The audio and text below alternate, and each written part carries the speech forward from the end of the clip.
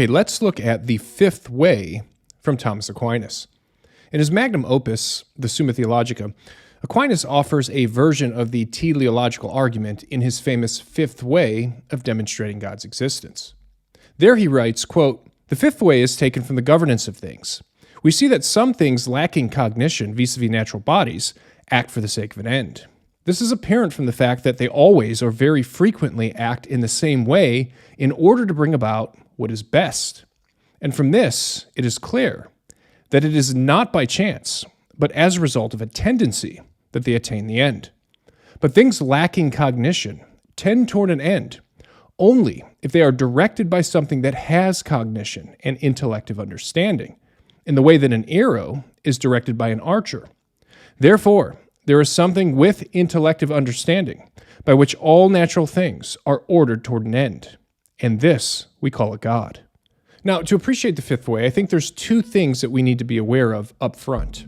First, it's important to see that the argument as it appears in the Summa Theologica is presented in a summary form. Aquinas is offering a brief sketch of an argument here rather than a rigorous presentation, so we'll have to do some preliminary work to see what he's getting at. And second, the fifth way is intended by Aquinas to be a metaphysical demonstration. As we have seen in a previous episode, metaphysics is concerned with the broadest and most general principles and causes of reality, principles and causes that apply to absolutely every being in the universe insofar as they are beings. The metaphysical nature of the fifth way is often missed by critics of the argument who suppose that Aquinas is offering some kind of a quasi-scientific empirical hypothesis to explain the complexity in nature, or that he's offering God as the best explanation among the available rival explanations for some instance of complexity in nature. But Aquinas is not offering God as the best explanation for the complex order and structure found among beings in the universe. Rather, Aquinas is arguing that God is the only explanation for the primal fact that there exists any order and structure in the universe at all. In other words, Aquinas is not seeking to explain this or that instance of apparent design in nature. Rather, he's seeking to show that God must exist in order to explain even a single instance of causal regularity. In order to properly understand the fifth way, then, we must first have a basic grasp of the idea of causation that Aquinas is working with, a notion that he gets from the ancient Greek philosopher Aristotle. Aristotle was the first in the history of philosophy to give a satisfyingly comprehensive account of causation, an account that, in my estimation, is the best ever offered and one that's generally correct. And of course, here we're talking about that most famous of Aristotelian metaphysical doctrines, the four causes.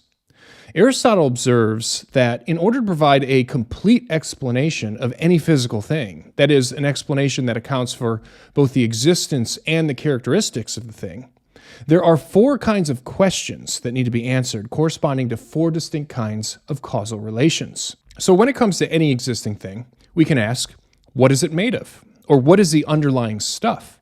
So with this question, we're seeking to know the material cause, or that out of which something is made. We can also ask, what is it? Or what is the defining structure, pattern, shape, or form? And with this question, we're seeking the formal cause, or that into which something is made. We can ask, what made it? Or what changed it? Or what produced it? What made it to be? What made it to change? And with this question, we're seeking the efficient cause, or that by which something is made. And finally, we can ask, what is it for? What is its purpose, or its end, or its goal? And with this question, we're seeking the final cause, or that for the sake of which something is made.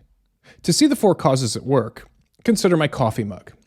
The material cause of the mug is the underlying matter of which it is made. In this case, probably some kind of ceramic or porcelain. The formal cause of the mug regards the structure and shape that matter instantiates, which in this case is that of a mug. The efficient cause of the mug is whatever produced it, whatever made it, which in this case is probably a machine in some factory in China. And the final cause of the mug is the purpose or end for which it exists, which in this case is the retaining of hot liquid. Of course, the four causes do not just explain human artifacts like coffee mugs, but are rather completely general and apply to all physical beings in the natural world.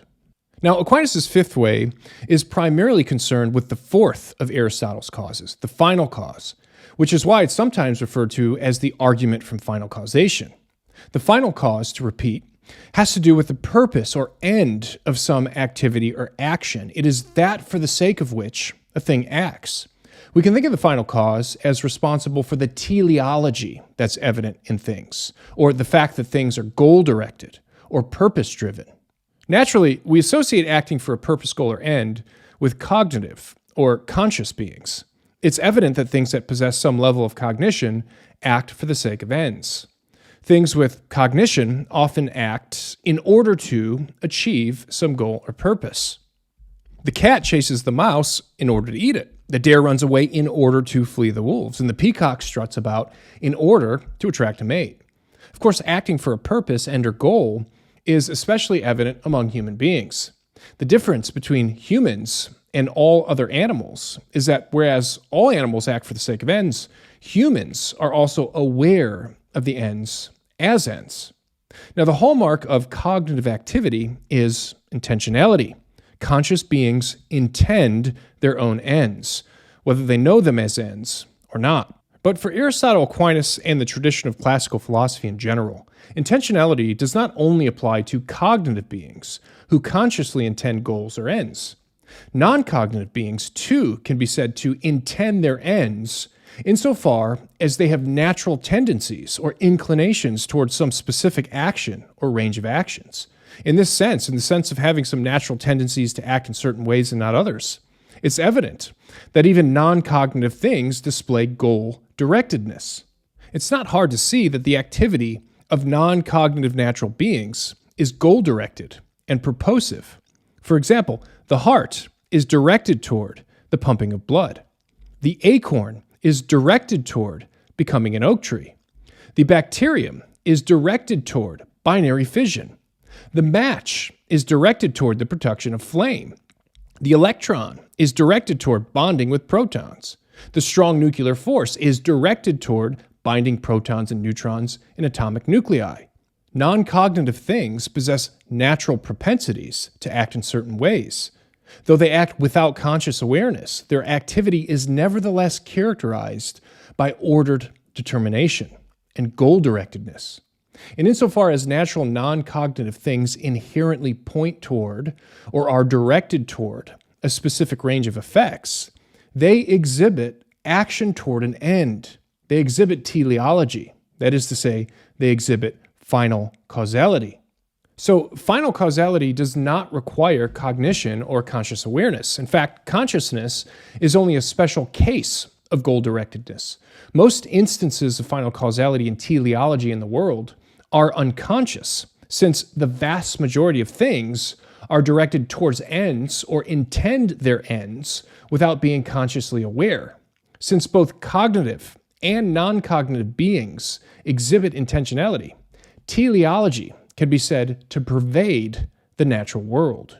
Final causality is the deep metaphysical reason for the order and regularity in nature. The reason why things are characterized by consistent patterns of behavior and act in regular and predictable ways is because they have built-in inclinations and inherent tendencies to act just as they do. It's why the human embryo, unless otherwise impeded, always results in the birth of a human being and not a horse. It's why the apple tree, unless otherwise impeded, always grows apples rather than pumpkins and cats. It's why sugar reliably dissolves in water rather than, say, causing a nuclear explosion. It's why a flame reliably produces heat, why water reliably freezes at 0 degrees Celsius, and why things reliably fall to the earth when dropped. The fact that natural objects, both cognitive and non-cognitive, both organic and inorganic, reliably act in regular and consistent ways, shows that final causality, or the tendency for all things to act for the sake of an end, is fundamental to the function and operation of the natural world. As we've seen, final causality is fundamental to the operation of the natural world because it's fundamental to the very notion of causation itself. Wherever there is cause and effect, final causation is at work. Now, to see this, let's go back to Aristotle's four causes. Probably the most familiar of Aristotle's four causes is the efficient cause. An efficient cause is what brings about an effect. It's the action of one thing on another thing to bring about some actuality or change. The efficient cause is the active or the moving cause, and therefore it's sometimes referred to as the agent cause, where the word agent here signifies an active cause and not necessarily a conscious cause. But apart from the notion of final cause, we could not make sense of efficient causality. That is, efficient causes cannot even be understood without final causes. And this is because an efficient cause can bring about some effect into being only if the efficient cause is pointed toward or is directed to a specific effect. In other words, for a cause to cause, it must cause something.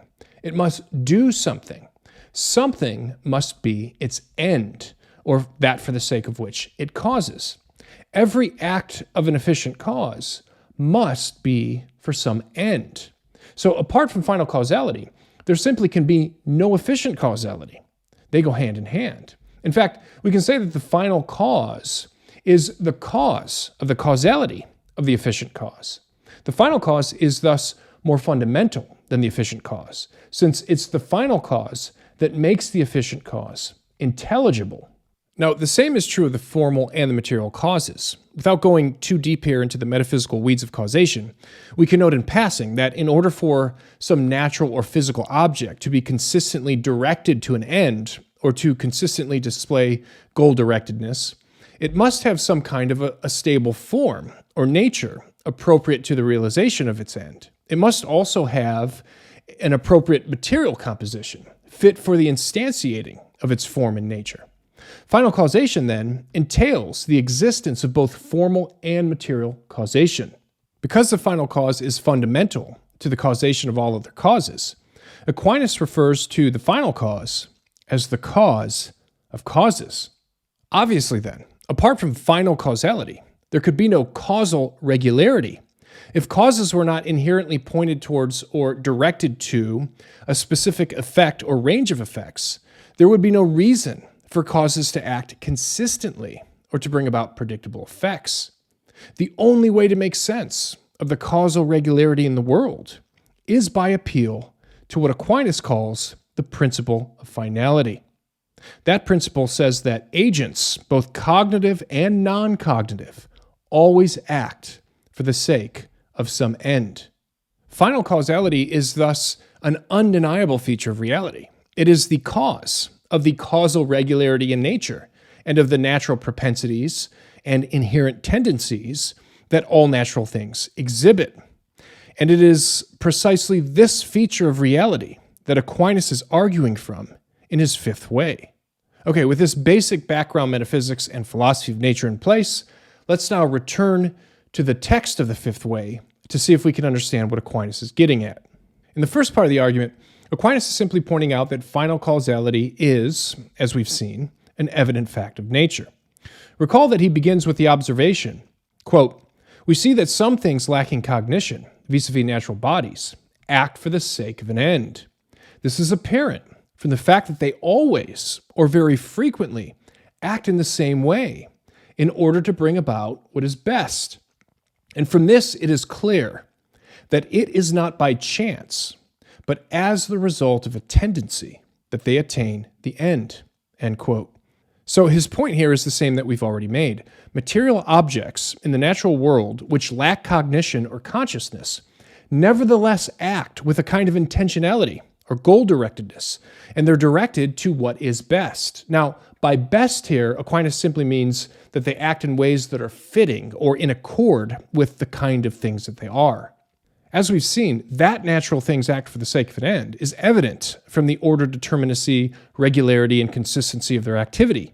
The very fact that natural things in the world act with an ordered regularity rules out chance, and it rules out randomness as an explanation for their acting for the sake of an end. Rather, the reason that natural things which lack cognition act for an end must be because they have an inherent tendency or a built-in propensity to do so. Apart from this inherent tendency, the regularity of their activity would be inexplicable. It would be unintelligible. So in the first stage of this argument summary, Aquinas is simply drawing attention to the evident fact that natural things which lack cognition are nevertheless endowed with a kind of teleology or goal-directedness to act in regular, consistent ways. I think it's important to pause here and make a crucial distinction. It's a distinction that many critics of Aquinas, especially modern ones, fail to make, but it's one that's critical for understanding the fifth way. The distinction we need to draw is that between extrinsic teleology and intrinsic teleology.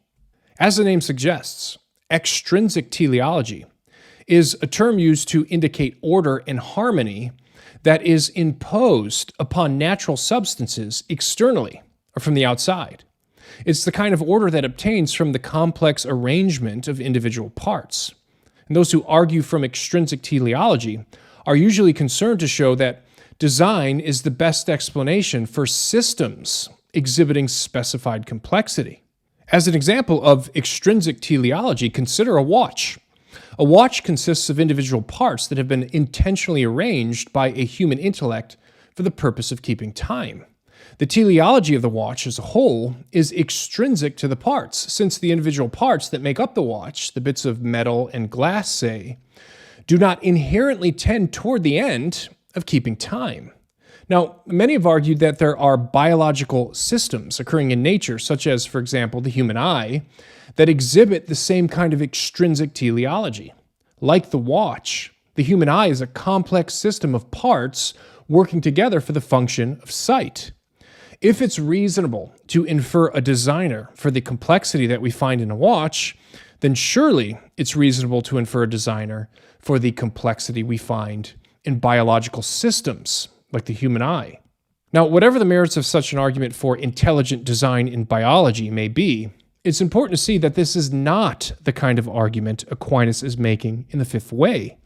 Aquinas is not pointing to this or that instance of complex phenomena in nature, whether organic or inorganic, and arguing that there must be a designer who put the parts together or who imposed an order on the parts for a specific function or purpose. Rather, as I've tried to show, Aquinas is arguing from intrinsic teleology. And again, as the name suggests, intrinsic teleology is a term used to indicate internal or immanent order and regularity within all natural things, both organic and inorganic.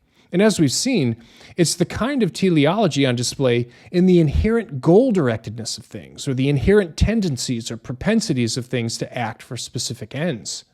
Aquinas is not concerned to explain some particular instance of systems-level complexity or harmony in nature, but with the pervasive presence of final causality itself. The distinction between the two types of teleology makes a big difference when arguing for God.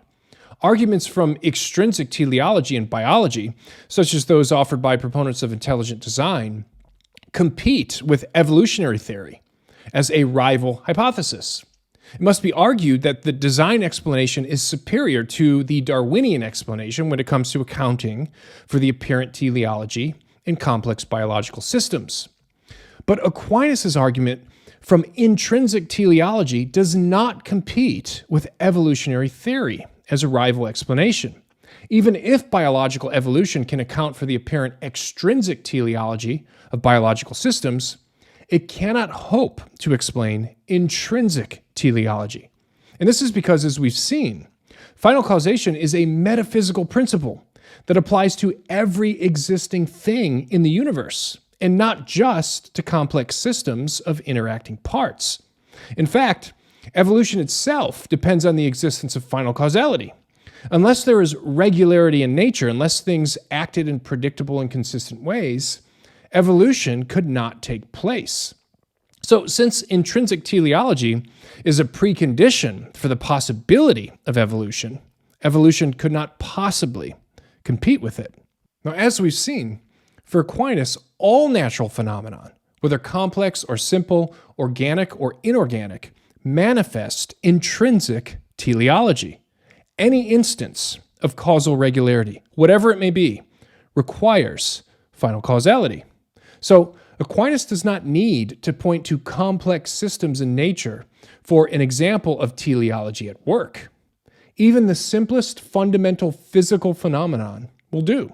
Consider, for example, the electron. The electron has an intrinsic regularity and propensity that is pointed toward the end or the goal of bonding with a proton. Now, this is true of all electrons. It's true of the electrons in your body. It's true of the electrons on Mars. And it's true of the electrons in the Andromeda galaxy. Every electron in the universe has this built-in propensity to bond with protons. Now, this fact alone is enough to establish the existence of final causality and intrinsic teleology in nature. Now, from the obvious and unavoidable existence of final causality or intrinsic teleology in nature, that is, that natural non-cognitive things possess inherent tendencies and propensities to act in specified ways, the next part or stage of Aquinas' argument is straightforward. For we can now ask, how do we explain the existence of final causality or intrinsic teleology in nature? How is it that non-cognitive things have natures with tendencies, propensities, and goal-directedness? How do things that lack cognition act with intention? These are deep questions about the fundamental nature of the universe, and reason demands an explanation. For Aquinas, there can only be one sufficient explanation. Again, he writes, quote, "But things lacking cognition tend toward an end, only if they are directed by something that has cognition and intellective understanding, in the way that an arrow is directed by an archer." End quote. Recall that for any efficient cause to cause, there must be some end or goal in the form of some specified effect. The efficient cause must be directed to the causing of something. So to repeat, there must be a final cause that causes the causality of the efficient cause. But now it seems we have a problem here when it comes to naturally occurring non-cognitive things. It's a subtle but serious problem. The end or goal for which the activity of the non-cognitive thing is directed or to which it points does not exist until after it's brought about or achieved. But if the end does not exist until it's brought about or achieved by the thing, then how can it direct the activity of the thing? The flame, which is the end to which the striking of the match points, does not exist until after the match is struck. The oak tree, which is the end to which the acorn points, does not exist in the acorn. A non-existent flame or a non-existent oak tree can't cause anything. In order for a cause to be efficacious, it must in some way exist. How can the end toward which a thing naturally points cause its action before it exists? Now, the obvious answer, according to Aquinas, is that the end toward which a thing naturally points can be efficacious only if it exists beforehand in an intellect. As an example of goal-directedness associated with intelligence, Aquinas gives the example of an arrow that's directed to its end by an archer.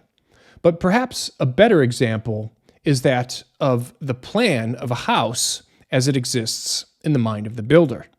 The builder is the efficient cause of the house. Of course, the house, which is the end or goal of the activity of the builder, exists only as an idea in the mind of the builder before it's actually built.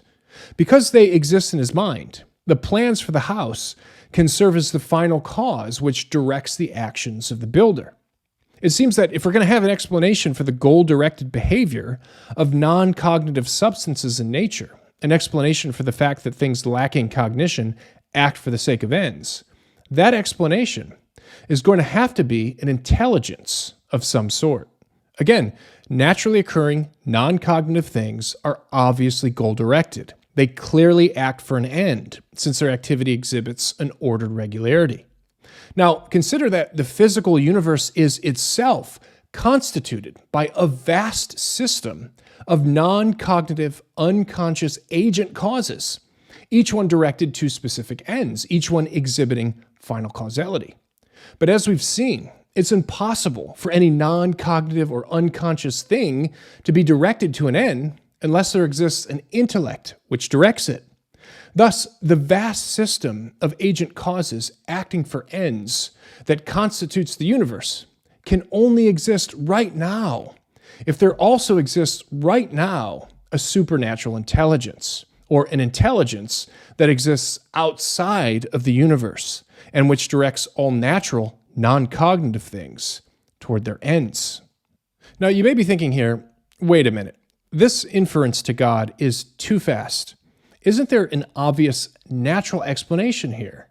Can't we just explain the causal regularity in nature by appealing to the fundamental laws of nature? Well, no, actually, we can't. For one thing, the laws of nature are not proscriptive. They're descriptive. The laws don't actually cause anything. They're not causally active, but are rather a shorthand description of the relationship among things having certain kinds of natures with built-in propensities and inclinations to act in regular ways. So appeal to the laws of nature doesn't do anything to explain the existence of things having natures with built-in propensities and inclinations to act in certain ways. Again, the laws of nature describe, they don't explain. But even if the laws of nature were causally efficacious, that is, even if the laws actively cause things to happen in the universe, they still could not be appealed to as an ultimate explanation for the regularity in nature. And this is because the laws themselves would represent instances of final causality, teleology, goal-directedness in nature, and therefore they too would require a supernatural explanation. Now, someone will no doubt respond by saying something like this. Okay, well, maybe the current laws can't ultimately explain the causal regularity in nature, but who's to say that future science won't discover some deeper law or some deeper physical principle that will explain the causal regularity in nature? Can't we just give physics time to figure it out? Well, hopefully you can see the problem here. Even if science discovers some deeper law or principle behind the current laws, that law or principle will itself manifest final causality and teleology, and it too will thus require a supernatural explanation. Now, it's sometimes suggested that perhaps aliens or extraterrestrials from another galaxy or dimension can explain the final causality and intrinsic teleology in the universe. Why can't an intelligence within the physical universe be responsible for the fact that natural non-cognitive things are inherently goal-directed? Although it might be valid to consider alien origins for some instances of extrinsic teleology, that is, from the kind of order resulting from the arrangement of parts, they cannot possibly be responsible for the intrinsic teleology that exists at the fundamental level of the universe. And this is because the aliens themselves, if they exist, would be made up of and depend on non-cognitive material components and parts that display and exhibit tendencies and propensities to act for ends that display intrinsic teleology. Just like intelligent human beings do, intelligent aliens would also depend for their existence on the operation of unintelligent and unconscious natural substances that make up their bodies, and those substances exhibit intrinsic teleology. In fact, anything that is material in the universe will depend on the operation of final causality at the fundamental level of physics. So the lesson here is this: there is nothing, even in principle, from within the physical world that could possibly be the ultimate explanation for the existence of final causality and intrinsic teleology in the universe. Whatever is responsible for the existence of final causality in the universe has to be supernatural. It cannot be part of the natural world. Hence Aquinas' conclusion in the fifth way, quote, "Therefore there is something with intellective understanding by which all natural things are ordered toward an end, and this we call a God."